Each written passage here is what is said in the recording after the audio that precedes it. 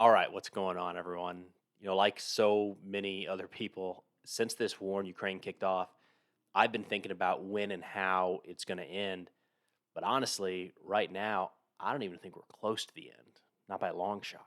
As a historical example or a little context here, think if you could jump back to mid 1940, about a year after World War II kicked off in Europe. How do you think folks then would have expected the war to end? I'm guessing that not many would have thought that the Soviets, who weren't in the war yet, and an Allied army led by an American general, who also were not in the war yet, would link up in Berlin after defeating the German military. And I'm going to go out on a limb and say the Allies defeating Japan with the help of a weapon more powerful than anything ever invented probably also wasn't on anyone's mind at the time. All I'm saying is that in 1940, the end of that war hadn't really yet begun, if that makes any sense at all. There was a time in the first few weeks of the war in Ukraine where I genuinely think a peace deal could have been reached. This was the window after Russia invaded, but before they really got bogged down north of Kiev. It was a point where it wasn't clear what Western aid would look like or how much it would really matter at all. That was a window there where Russia was viewed as one of the top militaries in the world, and there was consideration that they just kicked off this invasion with the goal of getting to the negotiating table with an upper hand, which would explain why they weren't moving as fast as expected in certain areas. In February and March of 2022, there were a lot of folks who thought that Russia was holding back and could crush Ukraine whenever they decided to. But those early attempts at peace talks fell through, and it's only gotten harder to even dream up some sort of peace plan since then. In the summer, as Russia was really hammering away on Ukrainian positions, there may have been another short window. Maybe if Western aid had slowed, it could have been a time for talks, but it didn't slow, and before we knew it, Ukraine was taking back territory in the east and the south. Right now, I don't see anyone in Russia pushing for peace, at least not from any of the loudest voices, and Ukraine is dug in. Success has bred confidence that they don't need to settle and have a real shot of taking everything back by force, including Crimea.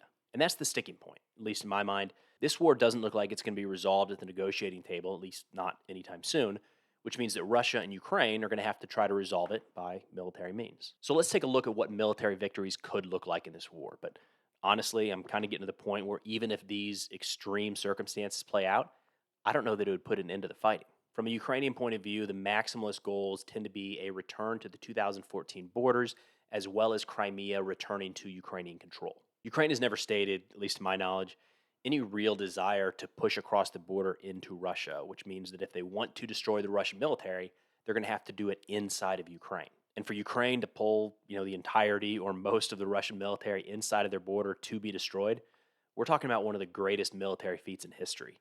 It's possible, but unlikely. More realistically, even in the most aggressive Ukrainian offensives, it's likely that the majority of Russian forces will be able to move back into Russia. And then what? Now we're back where we started in 2014. Does anyone have confidence that Russia just calls it quits?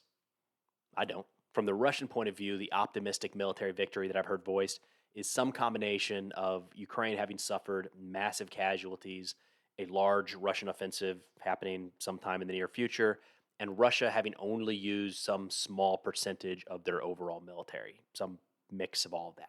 But look, at this point, it's hard to put much stock in the idea that Russia has the ability to end this quickly and they're just waiting for the right time. If Ukraine is losing hundreds of soldiers every day, or as one Russian commentator recently put it, losing an entire battalion a day at Bakhmut alone, why are the lines essentially stagnant except for the places where Ukraine has retaken territory in the last few months? That's kind of hard to square, but who knows? Maybe the casualties really are that high and we'll blink and Russia will have some massive strike force push right through the Ukrainian lines.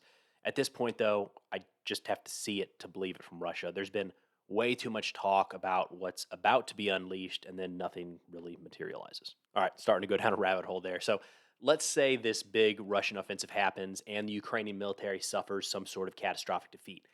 In what world do we think that Ukraine lies down and submits to Russia?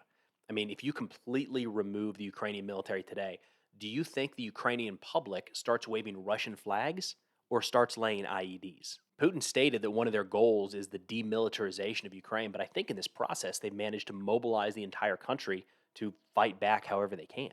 To expand that out, what do you think Poland does if Russia takes Ukraine and starts to position troops in the western part of the country close to their border?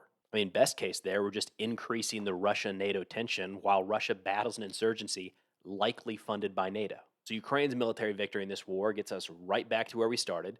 Except this time, Russia's even more pissed off with a potentially larger military, and everyone is just hoping they don't try it again.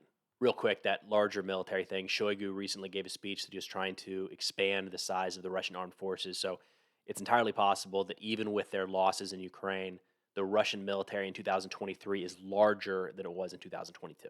But getting back on track here, a Russian military victory just changes an all out conventional war to a nasty insurgency. It doesn't end the fighting, just changes how it's done. I know there's a ton more scenarios that could play out, but this is kind of where I keep getting drawn back to with no real obvious solution for a lasting peace, which is why, to me at least, the actual end of this war is probably something that really isn't even in the cards right now. Kind of similar to how predicting the end of World War II in 1940 would have, missed a few key points. A long war is not good, like for anybody, so I guess this is kind of a downer video. I mean, I try to give the benefit of the doubt to every single peace proposal I see, and I share them here whenever I can.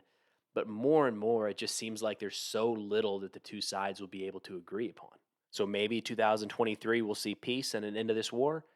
I'm just not very optimistic. But what do you think? Is there still a good chance for peace, or have we somehow crossed that line into a bigger, longer conflict without really realizing it? But that's all I got for now. I'll see y'all next time.